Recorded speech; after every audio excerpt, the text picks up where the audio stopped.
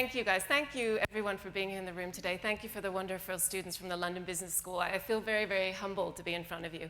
And I'm also very thankful that they put me before rather than after Leon, the rocket scientist, who I'm sure is going to give a very, very exciting speech. So when I think of the two words capitalism and magic together, what I think about is I think about a platform for human beings to make the impossible possible. Because capitalism was really started to make people's lives better. And Ralph Waldo Emerson put it so eloquently when he said that doing well is a result of doing good. That's what capitalism is all about. And capitalism has made millions of people's lives better.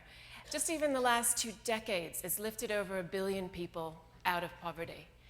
And I remember I had my huge light bulb moment with capitalism probably in the mid-90s. And I was really fortunate to be working in South Africa with a mobile phone company. And we launched one of the world's first prepaid services. And we reached our annual target in 1 month. So we went into the township to find out why this happened. And we found the most unbelievable display of entrepreneurship I've ever seen in my life. You had people selling phone calls from their phone on the street corner. You had them selling them from briefcase phones. You had them selling them from trailer phones. And to me, it totally shifted my lens about business. It embedded in me the thought that business has such a great power to drive change in the world, to listen to the right people, to get the right tools in the right people's hands, and then to watch them lift themselves out of poverty. And for me, the simple mobile phone that's now, I think, in 7 billion hands, has radically changed the world. It's now a doctor, it's a bank, it's an insurance provider, and it's radically changing people's lives. So if capitalism was started to make people's lives better, and it is making people's lives better, why on earth, when you Google capitalism, do we get these kind of images? And for me, again, it was a wake-up moment just a few months ago when we were, how serious this is, how serious the thoughts of capitalism from a negative connotation are. When we were sitting in a room of people, we brought together about 20 CEOs to talk about the well-being of people. These were companies that had done fantastic stuff with their people. And we were in a restaurant talking about the well-being, and you could see that the woman that was serving the drinks and the food was listening in on the conversation. And when I went to leave that day, I saw this woman standing in the hallway, and she was weeping. And I went up to her and saw if she was okay, and asked her why she was weeping. And she said to me, "I never thought that businesses cared about their people." And just that simple statement, I never thought that businesses cared about their people. How did we get to that point? And whilst capitalism has done so many great things in the world, it's also been the root cause of many of the problems that we're facing today. And if you look, for example, the financial crisis is the most obvious one, but also from an environmental perspective, not just global warming, but if you look at that silent storm that's brewing, that's really going to be the headlines of tomorrow, every single one of our major ecosystems is in decline right now. And if you look at the wonderful scientist Rockstrom, who got together with a group of scientists to put together the planetary boundaries, 9 planetary boundaries, that were really the safe space for humanity to operate in, we're already over many of those planetary boundaries right now. Things like the amount of nitrogen in the world, also things like climate change, biodiversity loss. We're over those, and we don't really understand what the implications of that is to human beings. But it's not just about some of the root causes of issues. It's also that we're not trusted anymore. As business people, we're not trusted. If you look at the Edelman study that was just recently done, they interviewed over 33,000 people in 27 countries. And what came out really clearly is that people don't trust both government leaders and business leaders to make the right moral and ethical decisions. They don't trust us to change course when something's wrong. And how many people in this room right now would ever want to be trusted only 20% of the time to tell the truth?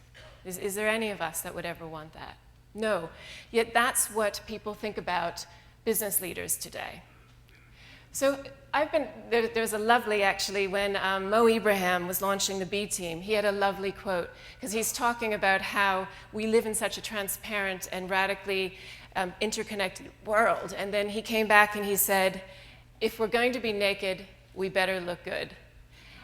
And certainly, we don't look good right now. If you look at those images and you look at how we're not trusted, and I've been asking the question for the last 3 or 4 years, why? Why has capitalism, that started to be such a force for good and has been such a force for good in the world today, why do we look like we are killing love and we're not trusted? And 99% of the time, what people say to me when I ask that question is, greed is human nature. Greed is part of human nature. So how can we change that? Greed is part of who we are. And then the 1% of people say to me, no, greed actually, yes, is part of human nature, but we've amplified that part of human nature by the types of systems, the types of incentives that we've built, and we've amplified that part.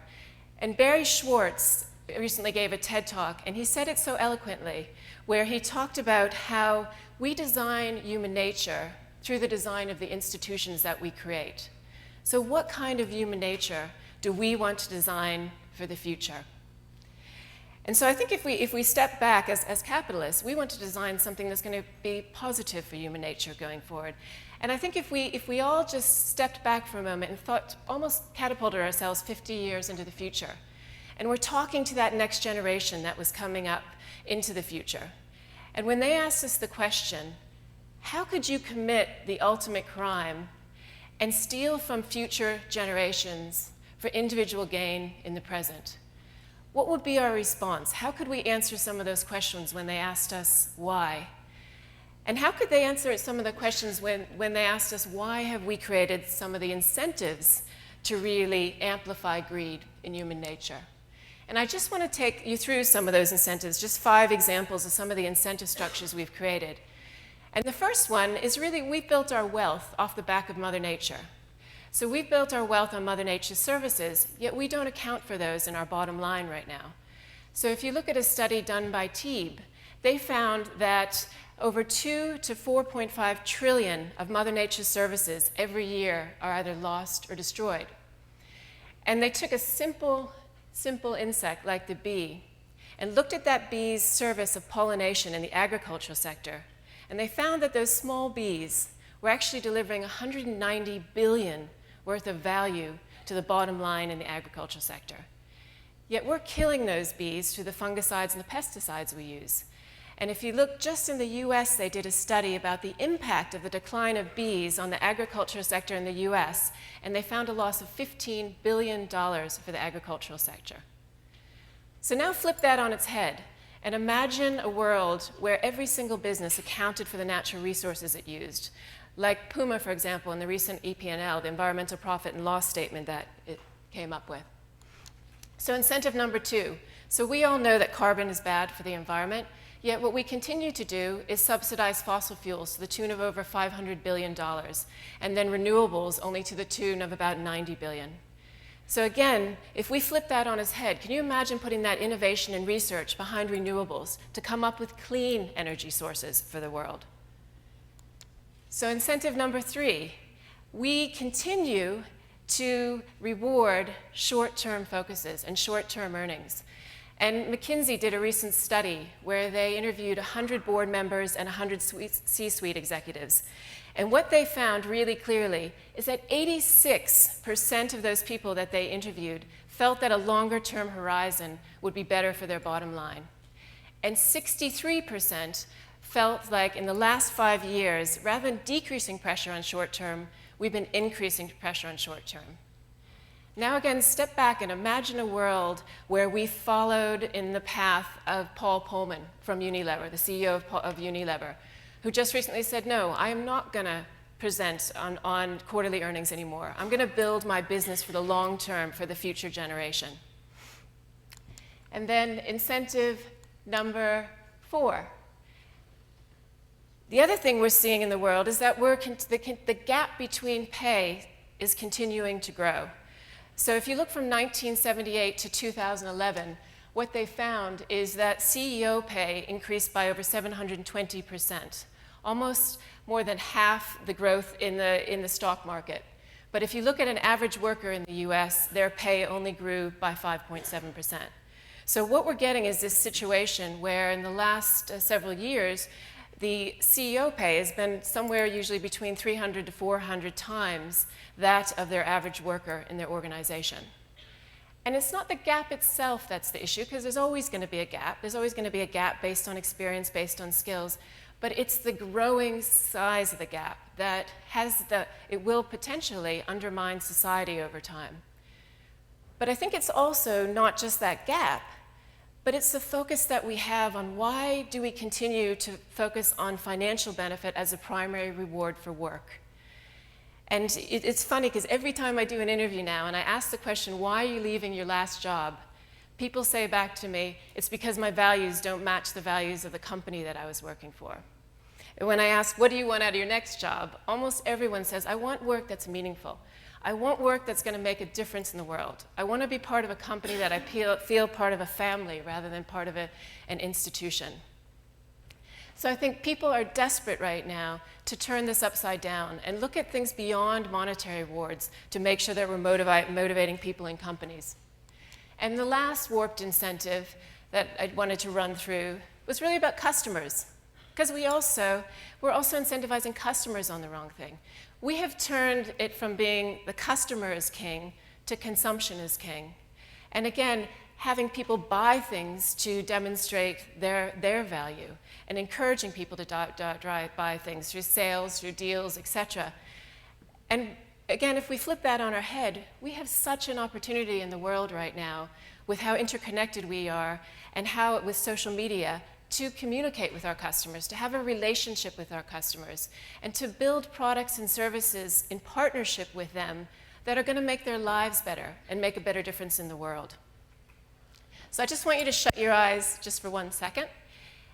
And I want you to step back and think about that question again, and think about that question about if you were talking to that future generation 50 years out from now. And think about, rather than them asking the question of why, think about them thanking you and saying thank you for being part of a group of people that reimagined capitalism to put the magic back into human nature. And you can open your eyes now, because the great news is that it's happening all around us. There are thousands of businesses out there right now that are emerging that truly put people and planet alongside profit and are starting to grow this movement about a new way, a better way of doing business. These are just some examples of some of those businesses. For example, disruptors that go in and turn an industry upside down. M-Pesa is a great example of that. Vodafone put together a new banking service in Kenya. Now 31% of Kenya's GDP travels over that M-Pesa service. Or organizations in the sharing economy like Airbnb that already has 11 million guests that have come through its services. Or social enterprises that are built to really put the profit back into scaling the response to the issue. Grameen Bank and Mohammed Yunus are probably the best known in that area, the big issue in the UK. And really exciting good investors that have emerged. Acumen Fund that has been there for decades now. But also in the UK, organizations like Big Society Capital. How exciting to see the work they're doing with the social impact bonds, working with government to really create a new approach, a new way to look at human services delivery. Fantastically exciting stuff happening right now. But it's not just about new businesses. It's also about existing businesses transforming. And again, we're seeing so many great things happening, like the fantastic late Ray Anderson from Interface, who transformed Interface as a carpet company. Or Eco-Imagination, who started up a whole arm to look at how they could create new environmentally friendly products. And now that arm is now generating $130 billion worth of revenue for them. Or people like Paul Pullman, who stepped back, he came into his CEO post 5 years ago, and he stepped back and said, I want to turn my business into an organization that's going to serve society. And he turned his whole company upside down to make sure that that company was going to serve society. And then the other exciting thing that's starting to emerge is that companies are starting to listen to Mother Nature. They're starting to learn from Mother Nature and her 3 billion years of research. And you can see companies like, there was a fantastic train company that looked at a kingfisher's beak, and it then took that beak and created the same front end of its trains. And because of that efficiency that the kingfisher has, it now saves about 30% of energy use on that train. Or if you look at Zimbabwe, Eastgate Shopping Center built, they looked at a termite mound and saw how the termites keep the temperature at exactly the same level during the day and during the evening because of these vents that they open and shut. And they built a shopping center with the same tools. And now that shopping center uses 35% less energy and was a lot cheaper to build. Or you can see Sharklet. They found that the skin of a shark actually doesn't hold any bacteria. So they mimicked that texture, and now they're making surfaces in hospitals so that the bacteria doesn't stay on the surfaces of hospitals. So really exciting things of learning from Mother Nature, and Janine Bainas has done some amazing work in this area. But the great thing is that we're finding, in looking at business in a radically different way and reimagining it, it's actually good for business. There's been so many studies now that show and that track a high sustainable company against a low sustainable company. And what they're finding again and again is that the companies that have a high level of sustainability outperform those with a low level of sustainability. So the movement's happening, and the movement's starting to get even more momentum. But I think we all in the room have a responsibility to look at how can we be part of that movement? How can we make sure that we're helping speed up this movement? And how can we make sure that we're bringing, as Adam Smith said so eloquently, we're bringing humanity back into capitalism, that we're also bringing in empathy back into capitalism, that we're bringing moral courage back into capitalism. And I think this room and all of you have so much power to help truly reimagine capitalism, to bring back that magic in Mother Nature. And you all have the power to go out there and look at how do we truly re-engineer and reinvent the incentive structures that we've created for this system that has the power to do so much good in the world. How do we really start treating people like people rather than as numbers and headcount or a cost on our balance sheets? How do we start celebrating these amazing leaders like Paul Pullman and others that are coming out with these amazing new ways to do business that are changing the world every day around us? And I think most importantly, how do we look at ourselves? How do we reimagine ourselves and our own human nature?